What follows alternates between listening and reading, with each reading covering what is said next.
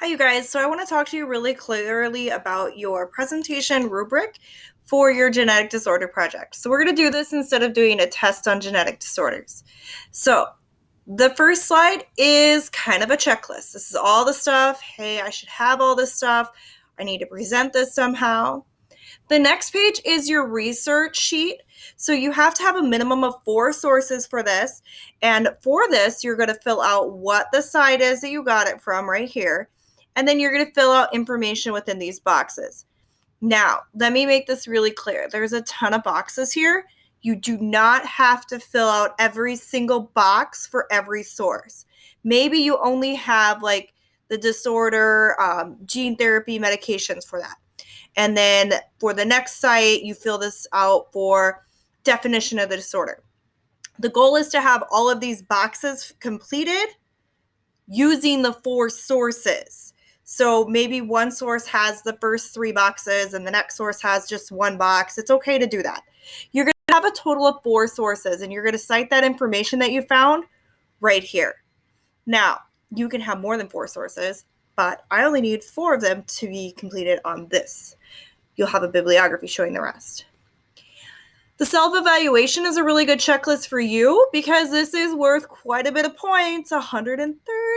It's actually worth 150 because I'm giving you 20 points for that works cited thing that we just saw. So make sure that you have that completed. You don't necessarily get a grade for doing the self-evaluation. Now, here's where this comes into. You can have a checklist to do a PowerPoint for this genetic disorder, making sure that you have your slides. This is what I'm going to be looking at. You can choose to write a paper. You can make a pamphlet for this disorder. The pamphlet should be a trifold pamphlet, which means there should be 6 boxes, 3 on the front and 3 in the back. Kind of gives instructions for all of that. You can choose how you do this. They're all going to be made electronically, so it doesn't matter for me. I usually have this one in there, a genetic peer review, but I'm not going to make you do that because, well, we're kind of social distancing. So I'm going to give you a grade based on this. So make sure you have a pamphlet, a paper, notice the margins for the paper, and then your slides. Make sure that as you read through this, that all criteria is met.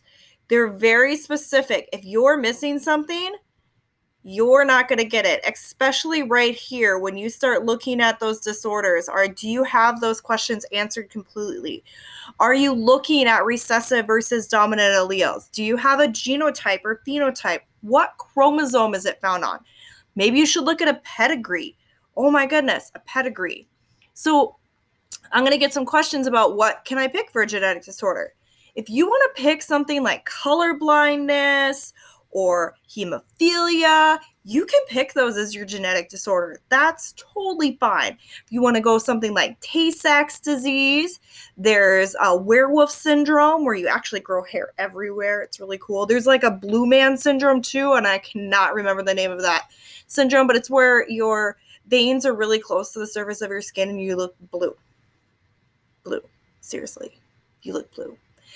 You're going to see a sign-up sheet. And everybody has a different genetic disorder. That way I know you're being honest with all this. And just sign up by your name. It's edible. Just make sure you put that on there. I'm okay with you doing simple ones too. Like sickle cell anemia is really cool. That's a really cool genetic disorder. Some of these don't have to be really difficult. Huntington's disease. You could do Tay-Sachs disease.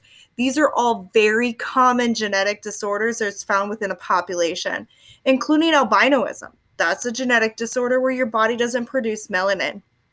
Any genetic disorder that you would like to use is completely fine.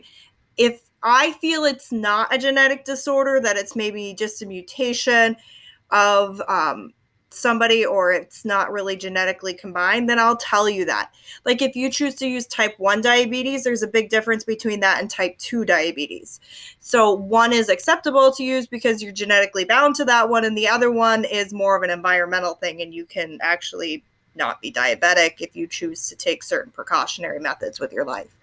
So make sure it's genetically linked, sign up for it, and I can't wait to see your projects. please make sure you look at the due date. You have some time this week to work on it in class, and I can't wait to see what your genetic engineering projects are.